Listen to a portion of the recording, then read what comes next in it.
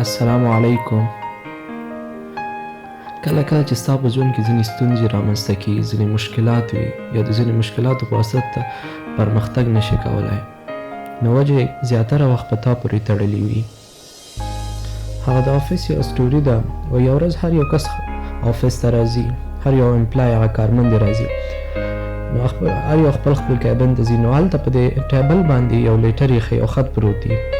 په هغه کې لیکل شوي وایي هغه انسان چې د دې کمپنۍ یعنې هغه امپلای چې هغه په وجه وایي ستا پروموشن نه کېږي، یعنې ته مخکې نه شو تللی، ستا سیلري پرې نه زیاتېدی یا نور څه مکمل وجې، یعنې کومې وجې چې وي د هغې په واسطه چې ته مخکې نه شو تللی، وایي هغه نن وفات شو.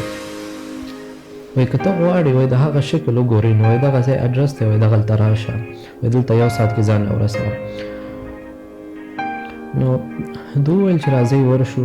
نو هلته چې لاړو، هلته یو تابوت ایښی و، یو طرف ته خلک ډېر مطلب غمجن و، ځکه وایي دا کاش ژوندی وی داسې نه وی شوی و، خو بل طرف نه خوشحاله وایي ښه دی، اوس به موږ په ژوند کې ترقي وکولی شو، مطلب پروموشن به مې وشي، دا د هغه ده. نو کله چې یو کس لاړو تابوت خواته او هلته یې د هغه شکل وکتلو، نو په ځان باندې شرم راغی، ځکه په هغه تابوت کې څوک هم نه و، صرف یو نر شیشه وه چې د ده شکل پکې صرف ښکاره کېده. رښتیا هم همداسې ده که نه، موږ همیشه په ژوند کې ټوله غلطي په بل پورې انتقالوو، په ټولو ځایونو باندې، په ټولو خلکو باندې یا په ټولو حالاتو باندې، بس غلطي همیشه په نورو باندې وي بغیر د ځان څخه. کله چې هم په ژوند کې د ځینو مشکلاتو سره مخامخ کېږو، نو اول یې د ځان څخه شروع کړه، حتما به ته سکسسفل کېږي.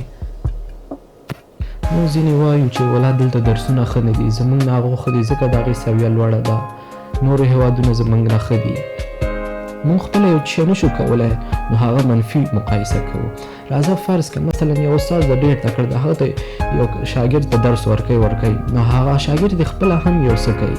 مثلا فرض کړه که د هغې یو استاد داسې فرض کړه چې هغه استاد داسې کوي چې خوله کې درته کب کېدي، او داسې فرض کړه چې دلته داسې ده چې تا ته یې خولې ته رانږدې کوي، نو ته خو به خپله هم یو شی کوې که نه.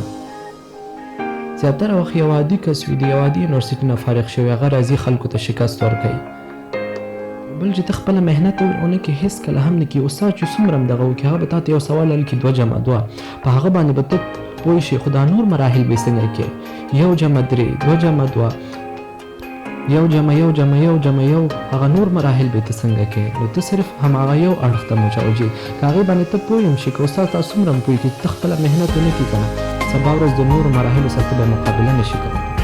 داسې خو له امکانه وتلی ده چې ټول مراحل به ورته استاذ کوي.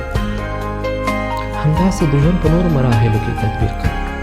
مثلا یو تجار د هغه ښه کوالټي والا شی راوړي، ښه ګټه ورته کېږي، ښه مالوزي. مثلا بل تجار د هغه ښه شی نه راوړي، ګټه یې نه وي، کاروبار یې نه ښه نه وي، بیا بلیم هم په نورو باندې اچوي. بیا موږ وایو چې هغه موږ نه ښه ده، دا د هغه ده، د هغه غوندې دماغ موږ نه لرو، یا بل څه یا بل څه. یو مشهور فیلسوف پاسکال ته یو کس راغی، ورته ویل وایي که ستا غوندې مې هوش او حواس او ستا غوندې مې ذهن درلودلی که نه، وایي تر تا به ډېر زیات بریالی انسان وم. هغه ورته پاسکال په ځواب کې وویل، وایي ته بریالی کس واوسه، نو هلته به وایي زما ذهن او هوش ولري. موږ خو په ژوند کې همیشه همدا کوو، ټول بلیم په نورو باندې، په ټولو خلکو باندې، په نورو یا حالاتو باندې، بس همیشه بلیم په نورو باندې انتقالوو. کله هم په ځان باندې انتقال وکړو چې زه دغسې یم دغسې یم، باید زه ځان ته چینج ورکړم. هیله ده چې د دې ټاپک نه مې یو هدف ترلاسه کړی وي. الله حافظ.